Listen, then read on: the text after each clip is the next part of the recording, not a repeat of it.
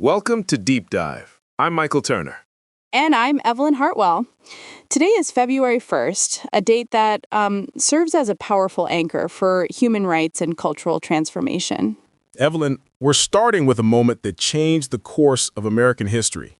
On this day in 1865, President Abraham Lincoln signed the 13th Amendment to the Constitution. It was the definitive move to abolish slavery and involuntary servitude in the United States. It was a watershed moment, Michael. While the Emancipation Proclamation had paved the way years earlier, it was the 13th Amendment that provided the permanent legal end to slavery as an institution. Lincoln signed it just months before the end of the Civil War and his own assassination. Right. The signature itself was largely symbolic, but necessary for the process. It wasn't actually ratified by the required number of states until December 6th of that year. But February 1st stands as the day the machinery of liberation was set into official motion. It essentially redefined the American social contract. Even with the exception for punishment for a crime, which has its own complex legacy, the primary goal was to dismantle a centuries-old system of human bondage. It is the bedrock upon which the subsequent civil rights amendments were built. It really highlights how institutional change requires both the force of war and the stroke of a pen. Moving from that monumental legislative shift, we see the ripple effects of liberty in the figures born on this day in later years. Exactly. One of the most resonant voices of the 20th century was born on this day in 1901, Langston Hughes. He became a central figure of the Harlem Renaissance, using his poetry and prose to capture the nuance of Black life in America. Hughes had a way of making high art feel incredibly accessible. His work, like The Negro Speaks of Rivers, really grounded the African-American experience in a deep, historical sense of pride and resilience. He wasn't just a writer. He was a social activist who used his column in the Chicago Defender to advocate for equality.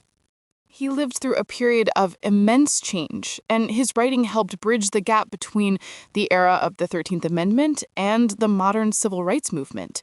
It is quite fitting that his birthday aligns with this historical milestone. While Hughes was shaping the literary world, another icon, born on the exact same day, February 1, 1901, was beginning a path toward the silver screen. Clark Gable, often called the King of Hollywood.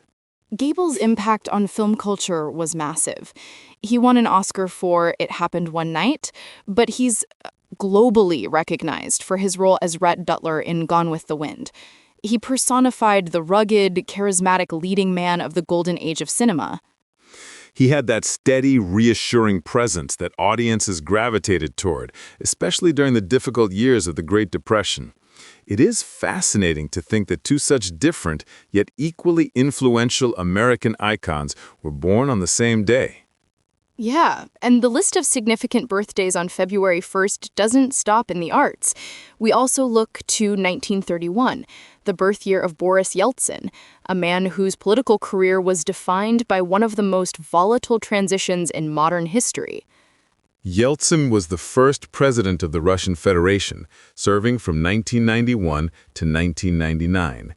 He was the face of the post-Soviet era, overseeing the collapse of the USSR and the difficult, often chaotic shift toward a market economy and a new democratic framework. It was a period of immense instability, Michael. Yeltsin was a polarizing figure, but his defiance during the 1991 coup attempt remains a defining image of that era. He represented a total break from the old guard, much like the other innovators we've discussed today. From the politics of the state to the structure of our language, February 1st also marks a major intellectual milestone. In 1884, the very first volume of the Oxford English Dictionary was published. That's remarkable. This was the A to Ant volume. It is hard to fathom now, but at the time, there was no single authoritative record of the English language. This project was incredibly ambitious, aiming to document the history and evolution of every word. I read that they originally thought it would take about 10 years to complete the entire dictionary. Instead, the final volume wasn't published until 1928. That's 44 years of meticulous research and editing. The scale of it is what makes it a deep dive in the truest sense. It changed how we understand communication and linguistics.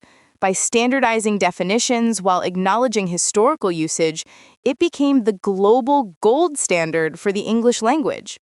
It is a testament to the idea that some of the most important human endeavors require a lifetime of patience and precision.